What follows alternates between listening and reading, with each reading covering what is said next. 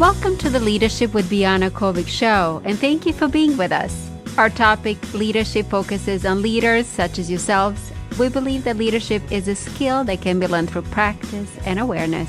It is our hope that our conversation will help you become more reflective when it comes to your own leadership practices and enable you to leave a positive legacy.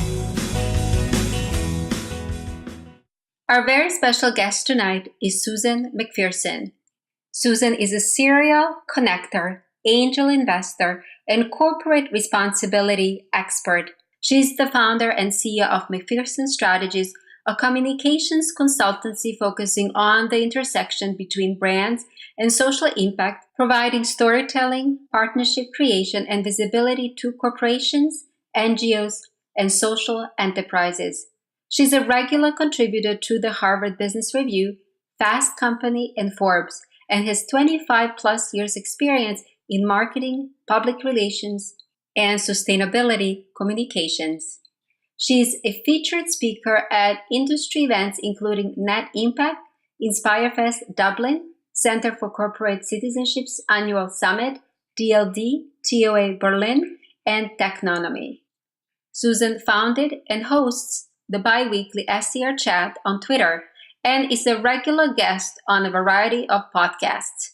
Susan is a Vital Voices Global Corporate Ambassador and was named as one of Fortune's 55 most influential women on Twitter, 40 women to watch over 40, Ella Magazine's top 25 women on Twitter, and Fast Company's 25 smartest women on Twitter. Susan, good evening and welcome to the show. Thank you so much. I'm thrilled to be here. Susan, you're the founder and CEO of McPherson Strategies. Can you tell us more about your company? Sure. We're coming up on a 5-year anniversary, and we are a consultancy that focuses on the communications of a brand's social impact, a company's social impact, as well as building partnerships between corporations and NGOs so that they can be putting together some positive, good programs for the betterment of the planet. What inspired you to start your own company? Well, it's actually a very comical story. I was working for another boutique consultancy, and there happened to be a lot of the best talent leaving. And anyone who works in the world of consulting knows you are only as good as the people that you work with and work for and support you. So I knew the writing was on the wall that I needed to move on, but I had no idea what I was going to do next. And a couple of organizations told me, Susan, if you leave and go out on your own, we will hire you for a consulting engagement. So I left on a Friday and I started consulting on a Monday because I was so terrified that those two organizations would change their mind. And I named the firm McPherson Strategies thinking it was just going to be a placeholder for a little bit of time. And here's why I would never have named it that. Number one, it's not that I'm criticizing others who name their companies after their own name, but that just isn't who I am. And I feel almost like it's a narcissistic thing to do, which I'm the opposite of. And secondly, it's my ex-husband's name. And he's a great guy, so there's nothing wrong there, but, it just seems funny that that became the name of the company. But again, I really thought it was just going to be, a 6 months, maybe 8 months kind of gig until I found the next full-time job. So I didn't have this mass yearning to be an entrepreneur and to build a company. In fact, I didn't really even think I had the wherewithal to do it. So that's a little background on how it got started.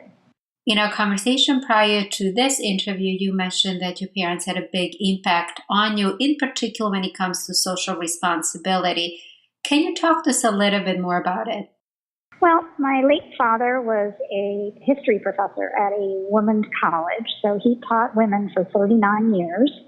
In some cases, he would have a grandmother, a daughter, and a granddaughter because his legend would be passed on. And he fervently believed that women and girls should have equal opportunities for education. So that was always kind of stuck in my head. And obviously, to this day, I do a lot on behalf of women and girls causes, education being one. And my late mother went back to work when I was 6. And in the early 70s, that was very rare for moms to be working full time. So if anything, that taught me to be very resourceful, since I would come home from school in the afternoons and be alone. Both my brother and sister were several years older than me. And she also, believe it or not, did communications and public relations. And so she taught me it was all about connecting with other people to make things happen. And she often said to me, it's not what you know, it's who you know. And she taught me the whole notion of decency and gratitude, because I would see how she would constantly reach out to her network via a typewriter, I mind you. But she believed fervently in the power of gratitude, the power of saying thank you, and the power of recognizing people. So very differing kind of situations between both of them, but they did fervently believe in service. And she actually worked for public television. And when I was a young daughter, I would say to her, Mom, why don't you work for, one of the commercial broadcast stations, ABC or CBS? And she would always say, yes, I'd make more money, but the cause isn't there. And the content is nowhere near as sophisticated and important and vital as it is on public television. During your career, you moved many times, and I know that your father was very supportive about it and gave you very good advice. Could you share that advice with us? Well, my late father said to me, Susan, nothing is a prison sentence. I mean, of course, unless it's a prison sentence. But his notion was, when I was moving from Seattle to New York and I was nervous, he said, Seattle will always be there and you can go back. And the scared voice in my head always told me, well, if my job doesn't work, I can always go back to waitressing, because in college I was a wonderful waitress and made lots of good money. So anyhow, I think that gives you a bit of idea of how that advice has reared its voice in my head over and over again. If you don't take risks, you will not find rewards. With your company, you have become a very successful entrepreneur. And I was wondering, what are the suggestions that you might have for entrepreneurs to help them become successful? Well, considering I was someone who didn't think I could be an entrepreneur, I think one of the number one rules that has aided and abated me over the last 5 years and really helped us excel is surround yourself with the people who are good at doing all the things that you're terrible at doing. And then, to echo my mom, be constantly connecting with people, but not for the sake of just building a network. Connect with people to see how you can assist them, because in the end, they will come back to assist you. It's a wonderful, wonderful way the world works.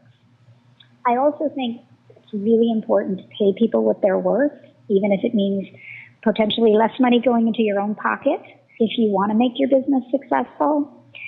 And do with others what you would like them to do unto you. I really, really, really believe that being kind is actually the best mode operandi.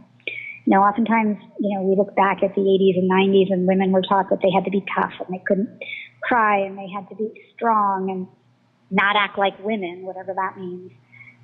And I don't operate my company that way. I have 8 all-female employees, and believe me, I'm sensitive and caring and compassionate as I would want someone to be to me. So would you say that being compassionate and caring are one of the most important traits of being a good leader? Absolutely caring and compassionate. I believe also being willing to take risks. And again, I do that all the time. I think it's also allowing yourself to fail and making mistakes. And when you do make a mistake, own up to it and be transparent about it, because in the end, your team, your clients, the people who purchase from you will respect you more, because I always say, we're all human and we all make mistakes. And if you don't make a mistake, then you're not learning. And what are your thoughts and experiences with setbacks?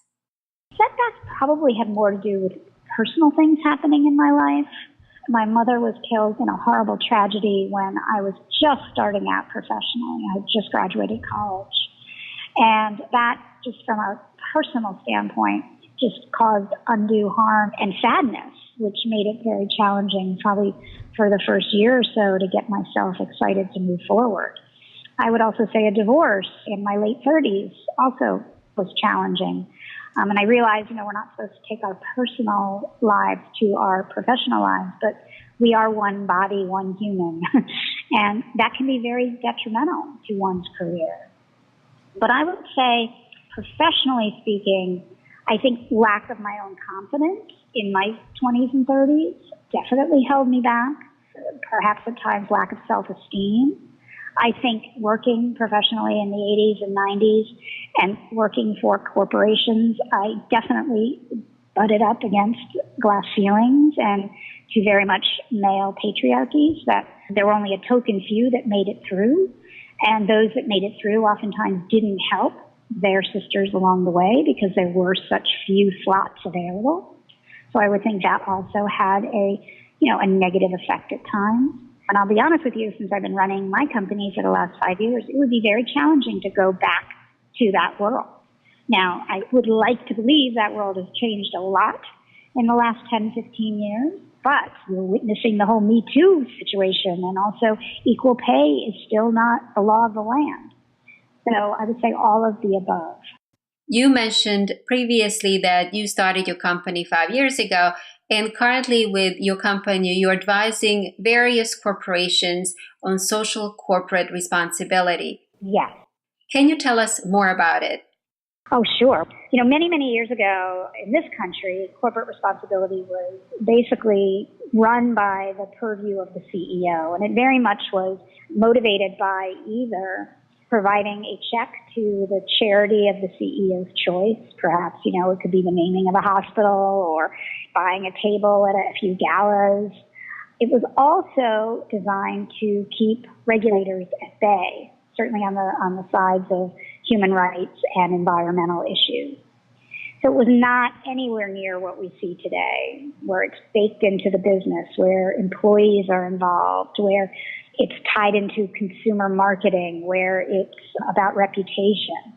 All of that is fairly new, and probably the newest kind of component of corporate responsibility is corporations stepping up to state their beliefs on social issues, controversial social issues that range from climate change to LGBTQ to immigration reform and refugee challenges, as well as recently stepping up to fight gun violence. So the world of corporate responsibility has changed, and therefore the communications of that has become very, very important, because companies, if they are doing something to help the world or help their local communities, want to talk about that. But also, we live in a transparent world now thanks to social media. So even if it is things they don't want to talk about, they need to talk about it. So it's a very interesting time to be in the field that we are in, because we are helping companies who are traversing this kind of new territory. Do we speak out on a particular issue? What are the ramifications if we do? What are the ramifications if we don't? What are our employees wanting us to do? So these are some of the issues that we grapple with and help our clients and guide them and help them with the messaging so that when they do put it out to the world, that it is on brand, that it's authentic, that it's meaningful, and that people care. And what would you say to businesses that might not have corporate responsibility programs, or they might not even consider that that should be part of their culture? Why, in your opinion, they should consider having these programs, or if they don't have it, why should they put them on their agendas? So if you want to hire the best employees, and if you want to keep the best employees, you sure as hell better have some sort of corporate responsibility programs being planned. And I don't mean just for the big guys. I mean for startups and smaller companies and retailers and even B2B companies, because now sometimes on an RFP, let's say you're a computer manufacturer and an RFP comes in, at the bottom of that RFP, oftentimes it now says, what are your social responsibility programs? What NGOs are you funding? How are you limiting your footprint as a corporation? And so that is very, very common. Some experts believe that customers can make an impact on companies to be more sustainable and do more social good. I was wondering, what are your thoughts on that? Absolutely. Customers, employees, boards of directors, investors, everyone has a voice. and everyone has a voice with their pocketbook, which definitely can be helpful. Customers can certainly make their voice heard on social media, on the company's website, but also by choosing to buy a competitive product. And interestingly enough, after the Charlottesville tragedy last summer, it was more from the employees of the companies that drove companies to speak up, which was a very new phenomenon. So we talked about SCR and the importance of SCR, or social corporate responsibility. And I was wondering if you could share with us the first things you do when you start advising companies on SCR. Well, it much depends on the scope of the engagement, whether we are helping the company that has already, been years working in the industry and maybe, or for years have been working on their social platform. We would have a very different approach than, say, a company that has yet to even figure out what its cause is going to be and how it's going to get its employees involved and who it's going to partner with. So much depends on the specific engagement. But obviously the first thing we do is a deep dive in terms of research, understanding what is, one, making the company or the organization wanting to do such a thing? What is the motivation behind it? And two, who are those within the organization that are going to make it happen? Whether there is an existing corporate responsibility team or if there's actually, kind of a, let's say, not a formal team, but people that are going to be doing the work part-time. And then often we'll look at the kind of peer space. What are organizations that are in the same sandbox doing? And that helps us find out what's going to be a unique program, perhaps. So that gives you an idea, but everything we do is very customizable, which is good and bad. It means that there's never an easy win, meaning you can't just go in and be like, okay, here are your 10 things you got to do. So it is very custom to the particular company, the industry they're in, the size of the company, the budget, the length of the engagement, all of that kind of plays a role. You mentioned that you work with B Corp companies, and I was wondering if you could talk to us about the difference between B Corp companies and traditional companies, because I assume there is a difference. The difference between a B Corp company and a traditional company is that the company exists for two reasons. One, to make profit, and two, to give back. So with a B Corp, it's not just like a nice to have, it's actually part of why the company exists. So think of Method Cleaners, think of Patagonia, think of Ben & Jerry's. Those are companies that from the get-go were all about giving back, and it was part of their DNA. Warby Parker, and a few others will come to mind. But in their actual corporate structure, they have to be giving back. It is not a nice to have. So can a regular corporation decide to become a B Corp down the road? Absolutely. If there's a rigorous application process, and you have to meet a variety of strict levels. And once you do that, you can declare yourself and you can file as a B Corp. And what would be the process of becoming a B Corp? Sure. I encourage everyone, no matter the company that you're in, to actually go to https://bcorporation.net and do the questionnaire, because just the questionnaire will help you realize where you may be kind of falling short on certain things, like do you pay health care for all of your employees? Do you pay a living wage? Do you give people fair time vacation? There's all sorts of questions that will force you to kind of do a thorough house cleaning to find out what's going on in your business, no matter how large or small that you are. What percentage of your revenues do you give to charity? These are the types of questions that you will find. So what you're saying to us is that the company needs to meet certain standards to become a B Corp. Exactly. So I'm going to switch gears a little bit here, Susan. And I'd like to talk about the concept that you mentioned in one of your presentations, which is that we are all, in your opinion, philanthropists. Can you talk to us a little bit more about that concept? Well, since the advent of Facebook and Twitter and Instagram and LinkedIn, we have access to so much more than we ever did before in terms of finding out what's going on in the world, finding out what social causes we can get behind. And it used to be that when we would think about philanthropy, it was very much the purview of the ultra, high net worth individuals that, we saw on TV or read in magazines, Town and Country magazine or Departures magazine. But now anyone and everyone can give $1 here, can give $10 there, can get involved volunteering. If you don't have the means to give, you can easily volunteer and you can share information with other people, because I consider that to be philanthropic behavior. One of our clients is the Women in Philanthropy Institute that does these benchmark studies on women's giving and giving by age, by location, by zip code. And an interesting study all their studies are interesting, but a couple of years ago, one of the ones that I found to be extraordinarily pivotal in my mind was that those giving the highest percentage of their income was women at the lowest level of the pay scale.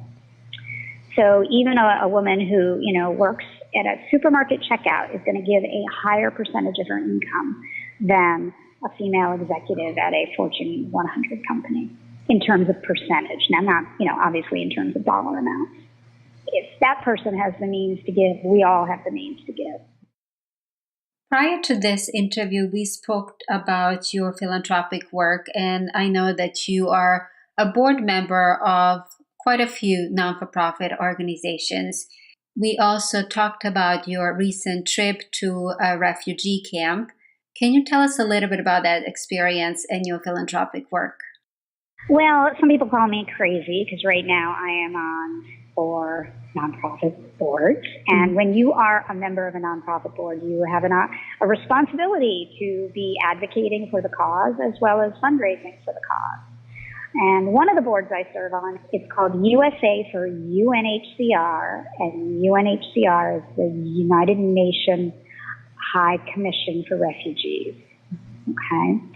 And it is headquartered in Europe, and USA for UNHCR's remit is to provide advocacy and to fundraise on behalf of refugees around the world within the United States. So we talk and work with the private sector, high net worth individuals, and then anyone else who might care about refugees.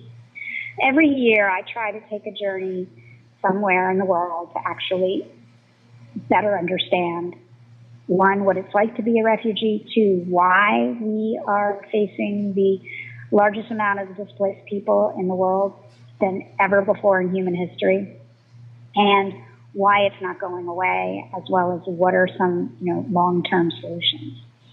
And 3 years ago, I went to refugee camps in Kenya and Uganda. Last year, I went to Sicily to witness the boat rescues in the Mediterranean. And just last week, I was at the Syrian-Jordanian border visiting refugee camps there to talk to Syrians who had fled to find safety and asylum in Jordan. And it was a remarkable experience, tragic, sad, enlightening, gratifying, hopeful. And I realize all those words don't really match up, but the emotions you feel are very much matching those depending on the conversation you're holding and where you're holding it. And in meeting the refugees, I was wondering, have they shared any experiences with you, thoughts, concerns about their situation? And if so, what were the most pressing things that they had on their minds? First of all, I want to point out that no matter where you go on the planet, refugees are us. They care more about their children than they care about themselves, and all they want is a better life for their children. They, in many cases, are educated, doctors, lawyers, businesswomen, businessmen, daughters, mothers, sisters, brothers, cousins. And in most cases, all they want to do is go home. The refugees I met in Kenya and Uganda came everywhere from the Congo to DRC to Somalia to Sudan to Rwanda. And then the refugees I met in Jordan primarily were Syrians, although I did meet some Iraqis and Palestinians as well. I think what was dramatically different about the Syrian refugees versus the refugees I met in sub-Saharan Africa was they had never experienced war before. The refugees that walked, let's say, 300 miles from South Sudan to Kakuma, which is a refugee camp in Kenya, they had spent their whole lives witnessing horrors such as famine and destruction. Syrians grew up in worlds like ours. They had gardens, they went to university, they had a very sophisticated kind of world that they experienced right before the bombs and the war began. So it does make you pause to think, like, that could happen anywhere in the world if it happened there. And interestingly enough, about 88 to 90% of the Syrian refugees who have fled to Jordan do not live in camps. They actually live in urban settings, but are definitely provided support from UNHCR as well as a variety of other NGOs. But that doesn't equate to that being an easy life. They are allowed to work. However, the jobs are few and far between for refugees, since they would be the last to be hired. And many of the urban refugees I spoke with would actually have preferred to be living in the camps, because when you're in the camps, at least there's guaranteed food and shelter, and you are with your peers, so to speak, as opposed to those who are trying to make it very, very limited means within, say, Amman or other cities within the country of Jordan. So that gives you a bit of a lay of the land, but I will tell you that every single refugee I spoke with gave me hope in the sense that they are trying to remain positive. They don't feel at this time that they can go back to Syria unless they're guaranteed that the war is over and that their safety would be protected. But right now, it doesn't seem like that's the case as the war continues. And after speaking to many refugees, I'm curious to learn, in your opinion, what are the ways that we can actively support them? Well, I mean, for one, we all vote. And right now, the United States is taking in the smallest number of refugees. And I'm sure everybody who's listening is aware of what's happening at our border with Mexico. I think we really need to make sure that our congresspeople, our governors, those we elect to office, are compassionate and understand that our economy has been built for the last 200, 300 years on the backs of refugees coming here. I'm a third generation. My grandparents all came from Eastern Europe and Russia, and they produced children who all went to college and worked very, very hard. And the same people coming from Honduras and Guatemala, they deserve to at least be listened to, and they deserve to be able to apply for asylum. So that's number one. Number two, there are many, many refugee organizations that take volunteers that help work with newly resettled refugees. One in Pittsburgh that I also serve on the board of is called Hello Neighbor. Mm-hmm. And even though we are taking far fewer refugees than ever before, the ones that have come in Pittsburgh and soon to be other cities in the United States, Hello Neighbor actually provides, that local helping hand. How do I register my kids at school? Where do I find the markets? How do I figure out how to get my driver's license? All these things aren't easy when you don't speak the language and when you are just freshly here. So the organization is really set up to help people adjust. And there's lots of other organizations like that. Sharing stories on social media. And of course, if you have any kind of small amounts of money that you want to fund, it's a cause that will definitely benefit from your philanthropy. Mm-hmm. So Susan, I'm going to switch gears now. And my next question is about social media. You are a celebrity on Twitter. You are the most known as the most connected person in New York City. You're an expert in media and social media. And I was wondering, what would be your advice to folks who want to become effective in social media? And how can one actually become effective? If I knew that, I'd be a wealthy, wealthy woman. But I'm wealthy with love, so I guess that counts for something. I was an early adopter of all of them, so I think that helped. But I've always looked at these platforms as an extension of my life, not necessarily something that's over here and life is over here. right? I mean, if you think about Twitter as like a dinner party, and when you invite 10, 15 people over to your home for dinner, typically what happens is a conversation. People engage with each other. But if one person is dominating the conversation, what happens? People leave. People leave, people tune them out, people don't listen. It works the same way in social media. And I always say we have 2 ears and 1 mouth for a reason. So we should be listening 50% more than we're speaking, although that doesn't ring true right now because all I'm doing is talking. But what it does say is on social media, you can listen and gain so much. So I'm very, very cognizant of that, and I spend a lot of time reading and showcasing the good that other people are doing rather than talking about what I am doing. And I think just by doing that, I gained a lot of friends. In fact, I've gone to like 4 weddings of people that I have met on Twitter. So I don't think of it as something completely separate. And when people are reticent to get started, I always say just get on and listen. Follow people that perhaps interest you, or follow the hashtags that interest you, whether it's your causes that you care about, whether it's your profession, whether it's sports. I mean, there's anything and everything.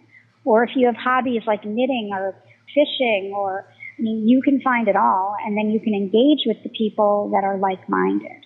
And I will say the last 2 years, a variety of these channels have become very toxic because of trolls and because of a lot of political disparities and arguments. But I wouldn't let that hold you back, because it's merely, you're going to see the people that you follow. You're not going to see the things you don't follow. And sometimes it's good to follow the things you don't like, just so that you can have a better understanding and not be in your bubble. So I honestly think the secrets, if I could kind of simplify it, is 1, don't be intimidated, because when you first start out, you don't have a whole lot of followers. And even if you say something silly, very few people are going to see it or read it or hear it. Secondly, listen more than you speak. I always say that we have 2 ears and 1 mouth for a reason, meaning we should listen twice as much as we speak. And I use that rule when I'm on the social web. And therefore, I actually listen to a lot of other people and then engage with them. And when I do typically put out tweets and put out posts, it's almost 75 to 80% showcasing the work of others and showcasing the good others are doing. And by doing all those things, I assure you, you will succeed and make lots of friends and develop a real nice rapport, and also potentially help yourself professionally. Going back to Twitter, I was wondering, what are the most common questions that you're being asked on Twitter?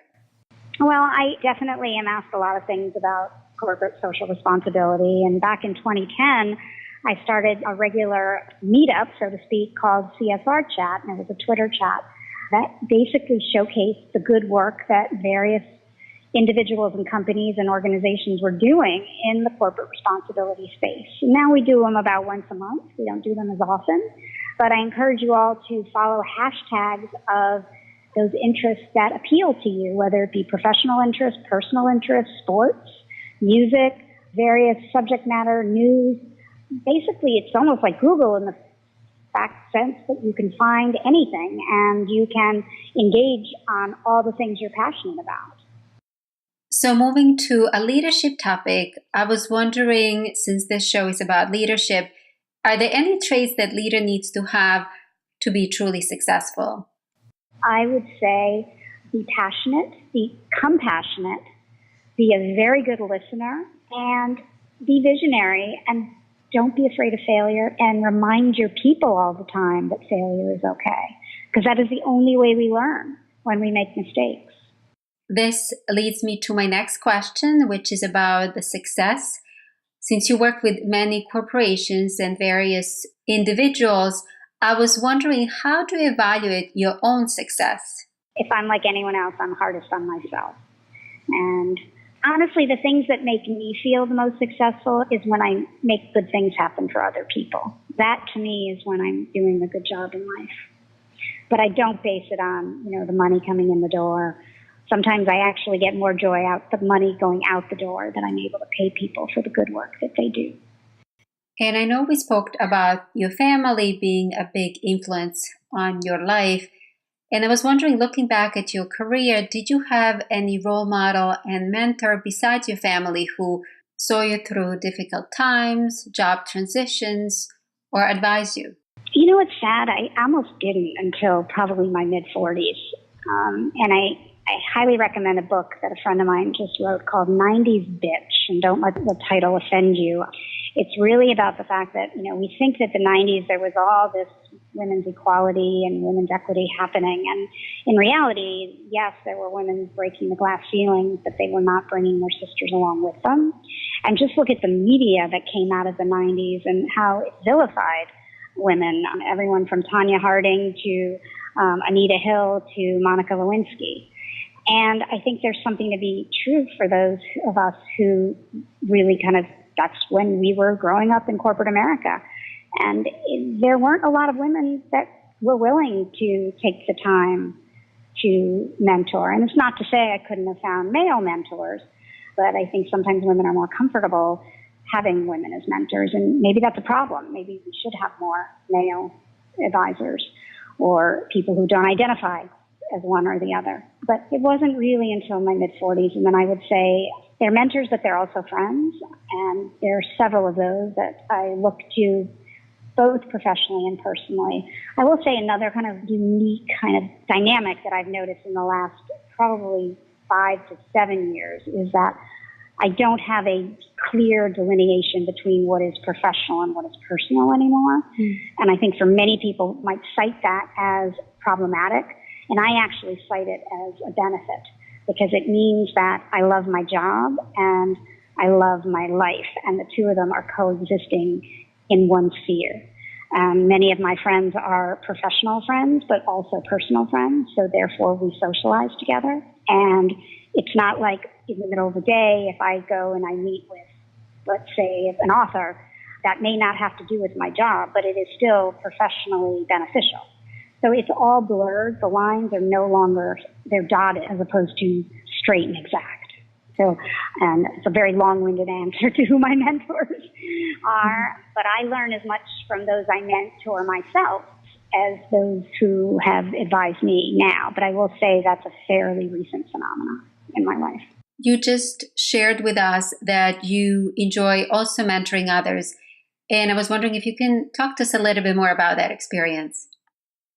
There's probably not a day that goes by that I am not talking to somebody about her desire for a new job or her desire for change or her desire to find her calling in life. And I always do my best to take those meetings. And by doing that, I learn so much. And it keeps me young. And not to say they're all much younger, because I've had many women in their 40s and 50s come to me with, how do I remake myself? How do I reinvent myself? But it's never just one way. I literally get as much from those conversations as I am passing on. Reinvention seems to be a big topic nowadays. It seems that all of us are going through a lot of transitions. What are your thoughts on that? I'm still reinventing myself, and I wouldn't doubt in 10 more years that I reinvent myself again. It keeps life exciting, and it keeps us all relevant, which is important. Mm-hmm. So what you're saying to us, it's an ongoing process. It never stops. Yeah, but it's just like growing. It doesn't mean when you get to a certain age that I'll stop.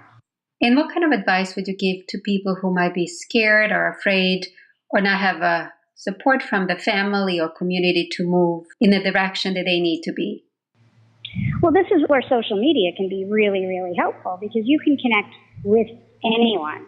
Gone are the days where you had to pick up, go to the yellow pages, find a company or find an organization, then go to switchboard and then go to an assistant to finally leave a message. Now you can actually connect with anyone. I'm not saying that it's foolproof and, you may have to try several times, but you have the means. So shame on you for not trying. And everything is there for the taking, no matter your age, no matter your color, no matter your sex. You've got to at least try. And the more honest and upfront you are about the help you're looking for, the more likely somebody will be kind in response. Because we've all been there. And maybe I'm too optimistic here on this, but I also believe people know if they help others, it helps themselves. And going back to reinvention, I know that you're an expert on branding, and a lot of people nowadays talk about the connection between reinvention and the branding and the importance of creating a brand that is really aligned with your reinvention so that you can ultimately monetize it. Can you share your thoughts on that? There's many different ways, but I oftentimes think that the best way to start is to hone an elevator speech of some sort. We do live in this, well, it used to be 130 characters, and now it's 260 characters, but people's attention spans are becoming shorter and shorter and shorter, and the amount of noise out there is becoming louder and louder and louder. So it is up to us to develop a 3 or 4 sentence description of what we feel best describes who we are. And you could have a couple of different ones depending on what you are going for in terms of branding yourself or what you're trying to accomplish. But I think it is vitally important to have that and have a landing page or website or somewhere that if somebody goes to the Google and puts your name in there, that something comes up, except in addition to maybe your wedding announcement or, whatever, like one thing where you were in the news 20 years ago. I think it's really, really important to have that, because anytime you go for anything, whether it's a new job or a position on a board or even to volunteer somewhere, the first thing that recipient is going to do is to go to the internet and Google your name or search for your name. And if there's nothing, it's going to be a lot more challenging. Keep it simple, keep it up to date, and have an opinion on things. People want to know people have a perspective. Write blogs, there's plenty of places you can post content about anything and everything. You can post it on Medium, you can post it on LinkedIn, you certainly can post photography on Instagram, and I encourage you to do that, because then when the recipient goes to search for you, there will be a trail, and I often liken it to your breadcrumbs. I recently spoke to an expert who was conducting a study on women and male engagement on social media, and she said that she found out that males were not concerned about the feedback they would get. They were not concerned about proofreading the content that they were putting on social media versus women. She said that women were more reluctant to post stuff, and if they were posting it, they were more concerned about the feedback they were getting and other things. Since you are a social media celebrity that engages with women and men on a daily basis, I was wondering, what are your thoughts on that? Well, I certainly haven't found that to be the case, and I am very much female. Mm-hmm. And I would assume some women are nervous for the trolling reason, but not necessarily because their content isn't going to be accepted. I mean, there's plenty of magazines and platforms and associations and organizations that are very much women-focused and looking for good content. I mean, one of my dear friends, Katie Orenstein, founded the Op-Ed Project probably 8 or 9 years ago at this point, because 85% of the op-eds that were being published in American newspapers were written by men. So she went to study, was that because women were writing them and magazines and newspapers weren't running them, or was it that women just weren't writing them? And it was definitely a combination of both. And she started a whole organization that was about helping people find their voice and then go ahead and use that voice. And of course, the first iteration was to write an opinion piece. And now it's obviously expanded to be not just women, but people of color, people with disabilities, people who generally don't get heard in the public sphere. So I would think that then woe be us if we don't put content out there, because we should be. And we may have to do more to get recognized, which isn't fair, but let's change that dynamic. Mm-hmm. Nice. What are your thoughts on leadership and generosity? Well, I see them very much hinged on each other. I think generosity helps drive leadership. And the more generous you are as a leader, the more people are going to respect you and follow your guidance. I think generosity is probably one of those beautiful traits anybody can have. Any final thoughts? Don't be afraid. The worst you can do is fail. And it sucks. But you will bounce back, I promise. And how can people get in contact with you, Susan? Well, they can certainly find me on Twitter, Susan McP1. And my website is www.MCP, for McPherson, M as in Mary, C as in cat, P as in Paul, strategies.com. And, of course, I'm on LinkedIn and all the other platforms. So McPherson Strategies is the firm, and you can find me there or any of the social platforms. Thank you very much, Susan, for being a guest on the show. Thank you. Thank you for tuning in and listening to the Leadership with Biana Kovic Show. Remember that you're all leaders in your own rights, and the impact that you're meant to achieve starts with small acts of kindness, curiosity, and generosity. Please give us a like and subscribe to our channel. Thank you again, and until next time.